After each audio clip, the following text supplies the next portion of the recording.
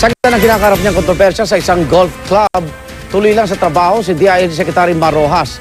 May senyalis naman ng pagtakbo sa susunod na presidential elections ang pagpapakilala kay Rojas sa isang pagtitipon. Saksi si Marisol Abdulman. Tila karaniwang araw sa trabaho ng isang kalihim, si Interior Secretary Mar Rojas nag-ikot sa Nueva Ecija, nagipagpulong sa mga magsasaka at mga tindera at nag-inspeksyon silang proyekto kabilang isang bagong police station. Bitbit niya rin ang balitang naglaan ang gobyerno ng mahigit 200 milyong pisong pondo para sa mga proyekto kontra kahirapan sa probinsya. Pero tila nag-iba ang tono ng pagbisita niya nang ipakilala siya sa isang pagtitipon sa munisipyo ng Llanera ng kapartidong si Governor Aurelio Umali. Nakikilala ko sa inyo, ang susunod.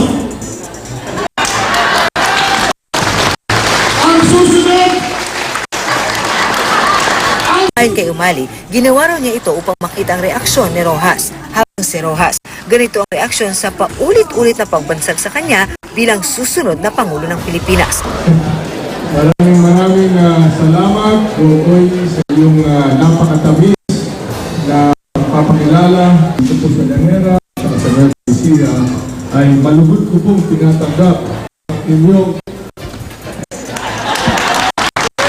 Matapos ang talumpati, tunggay magsalita sa media si Rojas na matunog pa rin kakandidatong Pangulo sa 2016.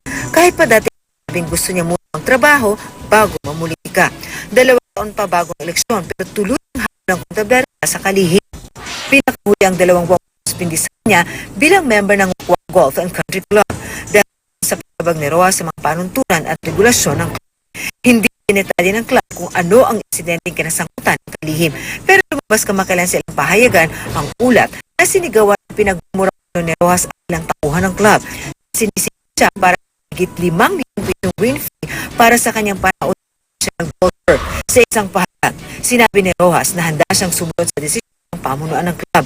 Humingi na rin daw siya ng tawad sa mga taong nasa kanya ang damdamin dahil sa hindi raw pagkakaunawaan sa nasabing bayarin. Wala daw siyang intensyong manakit sino at walang minurang tao. Sa loob din daw ng 2 dekadang pagiging miyembro at manlalaro sa club, wala raw siyang nakaaway o nakagalit. Hindi rin daw niya gustong sirain ang magandang relasyon niya sa mga tauhan at iba pang miyembro ng club. Mula rito sa Nueva Ecija, ako si Marisol Abdulman, ang inyong saksi.